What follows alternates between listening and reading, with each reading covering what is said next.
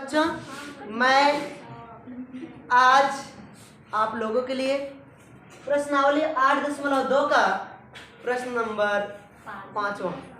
ये प्रश्न थोड़ा सा कठिन है, ध्यान से देखना, लंबा होगा क्योंकि मैं इसमें सर्वांग समता का प्रयोग करके, मतलब जो हमेशा से पढ़ते हुए आ रहे हैं उसी नियम से बताया जाएगा। मध्यमान प्रमेय लगाओगे लेकिन मध्यमान प्रमेय से उतना स्पष्ट नहीं हो पाएगा, इसलिए सर्वांग समता से बता दिया जाएगा और त्रिभुज पूरी तरह से ही पता चल जाएगा किस तरीके से है। यहाँ पे इसमें हमें दिया गया था एक समांतर चतुर्भुज। समांतर चतुर्भुज का मतलब जिसकी समूह भुजाएं बराबर है। एक समांतर चतुर्भुज दिया गया था तथा उसका एक विकर्ण BD दिया गया था और साथ ही साथ उससे दो शीर्ष लंब, मतलब दो शीर्ष खिंचवाए गए थे। एक था AF, एक C से E था। हमें सिद्ध करना है ये जो पार्ट है एक दूसरे के बराबर है, अर्थात रेखा AF और CE इनको समत्रिभाजित करती हैं, 3 बराबर भागों में बांटती हैं। यही हमें सिद्ध करके दिखाना है। अगर हम त्रिभुज ले ले ADF, मतलब सब कुछ हटा के केवल ए वाला त्रिभुज ले ले, ADF प्रमाण में त्रिभुज ADF तथा त्रिभुज BCF में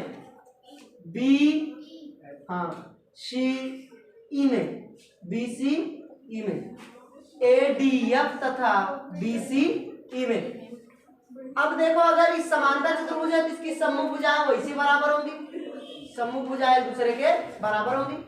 ये वाली भुजा इस वाली भुजा के बराबर होगी, अर्थात भुजा AD बराबर BC, भुजा AD बराबर BC। पहली शर्त, भुजा AD बराबर BC समांतर चतुर्भुज की सम्मुख भुजा है।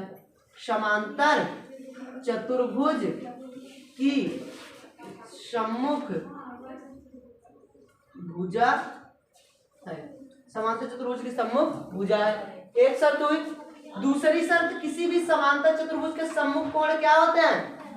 बराबर होते हैं। अगर देखा जाए कोण D किसके सम्मुख है? B, तो कोण D बराबर कोण B। कोण D बराबर क्या हो सकता है? कोण B। यहां से इसका सम्मुख है कोण D बराबर कोण B। दूसरी कंडीशन, कोण D बराबर कोण B। ये समांतर चतुर्भुज के सम्मुख कोण है। समांतर चतुर्भुज के सम्मुख कोण है। दो कंडीशन हो गई। एक कंडीशन और कौन सी पकड़ के आ जाए, ए वाला त्रिभुज तो सर्वांग सम हो ही जाए। अब देखो, हमें कहा गया जितना पार्ट इसका है उतना पार्ट इसका है, जितना पार्ट इसका है उतना पार्ट इसका। अब समांतर चतुर्भुज की पहली नंबर सम्मुख भुजाएं बराबर होती हैं। अगर इधर देखा जाए तो जो AB होगा वो बराबर DC के होगा, AB बराबर CD या DC के होगा, AB बराबर CD या DC। अब देखो AB में दो पार्ट है, एक AE है एक BE है, एक AE है एक BE है। और ऐसे CD में भी दो पार्ट है, एक CF एक DF, CF प्लस DF। देख रहे हो ना, एक पार्ट इधर एक पार्ट इधर, एक पार्ट इधर एक पार्ट इधर, अलग अलग कर दिया गया। और ए इधर देखो यहाँ पे दिया गया, जो DF है वो CF के बराबर है। DF जो है ये DF मतलब ए वाला पार्ट CF के बराबर है, तो जहाँ CF है वहां पे हम DF रख सकते हैं। और जो AE है AE वो BE के बराबर है, जहाँ AE है वहां पे हम BE रख सकते हैं, AE के स्थान पे BE। और बाकी BE जो है वैसे रहने दो। और इधर CF के स्थान पे DF रख दो, DF प्लस BF। BE मिलाओ 2BE, DF में DF मिलाओ 2DF, 2 से 2 कैंसिल, यहाँ से BE बराबर DF। समीकरण नंबर 1, समीकरण नंबर 1, BE बराबर DF। यहाँ से देखो ये जो DF है वो किसके बराबर हो जाएगा? BE के बराबर हो जाएगा। कंडीशन और हमारी हो गई। यहाँ से लिख सकते हो भुजा DF बराबर BE। भुजा डी एफ बराबर बी ई। ये कहाँ से हुआ है? समीकरण नंबर 1 से। समीकरण नंबर 1 से 3 नियम यस ए यस लिखोगे। अतः सर्वांग समता नियम यस ए यस से यस ए यस यहाँ पे लिखोगे। अतः सर्वांग समता नियम यस ए यस से यस ए यस से सर्वांग समता नियम यस ए यस से त्रिभुज ए डी एफ सर्वांग सम होगा। त्रिभुज ए की संगत में सी है, सी ले लो। उसके बाद डी की संगत में बी है, बी। बाकी एफ की संगत में ई। ए की संगत में सी है तो सी। उसके बाद डी की संगत में बी, सी बी। और एक कौन बचा? ई है। देखो एफ की संगत में ई, तो ई। त्रिभुज ए डी एफ सर्वांग सम होगा त्रिभुज सी बी ई के। इसलिए इनके संगत कोण क्या होंगे? इसलिए इनके संगत कोण आपस में बराबर होंगे। इसलिए इनके संगत कोण आपस में क्या होंगे? बराबर होंगे। तो कोण जो ई होगा या एफ वाला किसके बराबर होगा? ई के बराबर। कोण एफ बराबर कोण एफ जो होगा, देखो एफ की संगत में कौन है? ई। तो कोण एफ बराबर कोण ई के। समीकरण नंबर 2। इसकी हमें जरूरत पड़े। कौन दिक्कत है? कोण एफ बराबर कोण ई। देखो ये एफ है, एफ की संगत में ये है, तो कोण एफ बराबर कोण ई। ये हो गई। अब हमको तो बराबर सिद्ध करना है इनको। ए बराबर हो जाएगी तो बीच में ऑटोमेटिक बीच वाला एक के साथ एक फ्री होके हुआ ही जाएगा। केवल हमको इन दोनों को कैसे न कैसे करके बराबर सिद्ध करना है। कहीं से भी ये बराबर लाना है हमें। अगर हम त्रिभुज ले ले, देखो डी एफ पी और बी ई क्यू में, डी एफ पी तथा बी ई क्यू में यही दोनों त्रिभुज लेना है। एक ए वाला, एक ए वाला, इन्हीं दोनों को लेना है। इसमें देखो ए वाली भुजा इस वाली भुजा के बराबर है, समीकरण नंबर 1 से। दूसरी कंडीशन, ए वाला कोण जो यहाँ कोण बन रहा है, एकांतर कोण, देखो जेड की आकृति, इसके बराबर होगा 2 सर। और हमको प्रश्न से पहले से पता है, समीकरण नंबर 2 से कोण एफ बराबर कोण ई। 3 शर्तें सर्वांगसम, इनकी संगत भुजाएं क्या हो जाएंगी? बराबर। वही तो हमें सिद्ध करना है। चलते हैं आप। इसी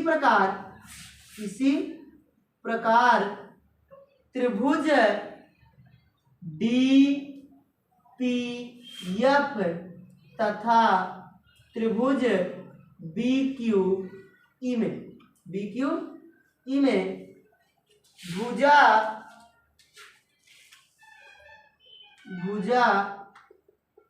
ये देखो, ये भुजा जो डी एफ है वो किसके बराबर है? बी ई के।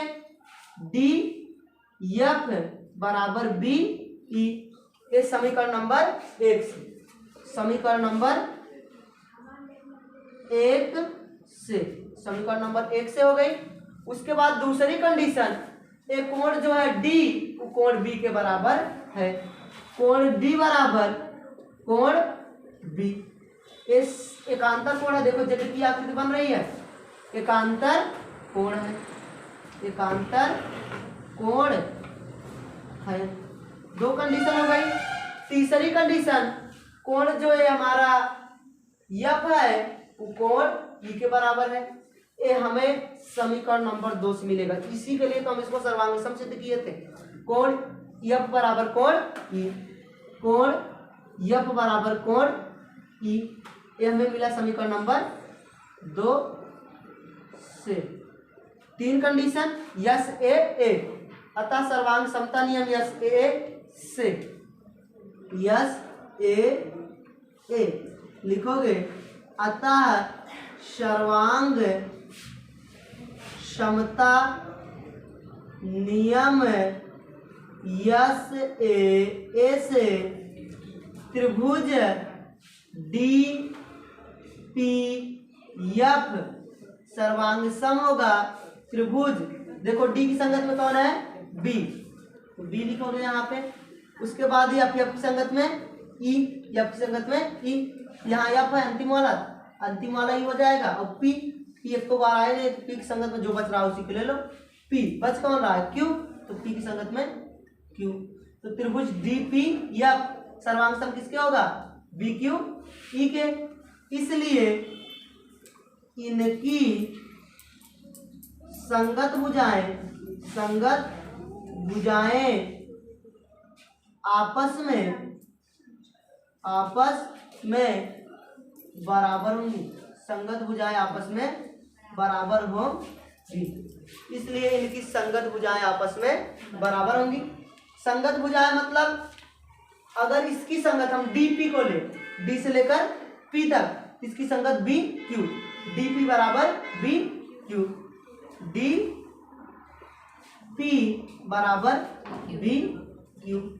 देखो डी पी बराबर बी क्यू, बीच वाला तो वैसे आ जाएगा। अगर दो भाग इधर बराबर, जितना बचा ये वाला होगा, क्योंकि जितना इधर से काटा है उतना ही इधर से काटा है, जितना इधर से वाला ये भाग है उतना इधर से काटा, जो बचा है बीच वाला तो ऑटोमेटिक बराबर होगा उसी के। तो डी पी बराबर बी क्यू बराबर एक जो बचा है वही पी क्यू पे। अगर तीनों भुजाएं बराबर हो गई तो अर्थात ये दोनों रेखाएं जो है इससे समत्रिभाजित करती हैं। यही तो हमें सिद्ध करना था कि तीनों रेखाएं दूसरे के क्या करती हैं? समत्रिभाजित करती हैं। जब तीनों पार्ट बराबर आ गए तो अर्थात समत्रिभाजित करती हैं। यही तो हमें सिद्ध करना था। प्रश्न थोड़ा सा कठिन था क्योंकि 2 बार सर्वांग समता लग गई, लेकिन मैं इतनी अच्छी तरीके से बता रहा हूँ, इससे तो लगता है कि आ ही गया होगा। ना आया हो तो एक बार फिर से देखना।